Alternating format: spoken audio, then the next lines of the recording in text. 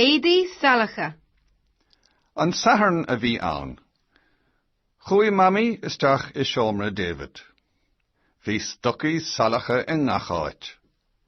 Bhí bríste géine agus léana halach faoin leaba. Bhí gansaí agus tíléana halach an leaba. Bhí farag wammy. Chuir sí iad go léir sa bhaisín níocháin. Ceistena, ceiste hain, cén lá a bhí ann. Ceiste dó, cáneachig mammy. Ceiste trí, cad a bhí in ngacáit. Ceiste cathair, cad a bhí an leaba. Ceiste cuaig, cór chuir sí na héide go léir.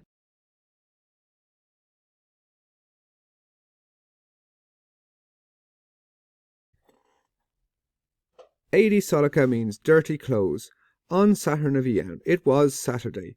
Hughie mummy isteach I seomra David.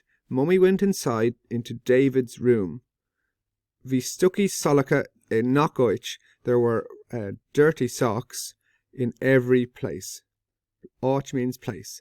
Bhí bríste géine. There were jeans. Bríste géine are jeans. Géine jeans. Agus léana halach, so dirty shirt.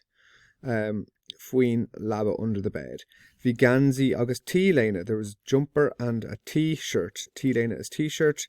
Salach an laba on the dirty t-shirt on the bed. So bhí farag wammy. Mummy was angry.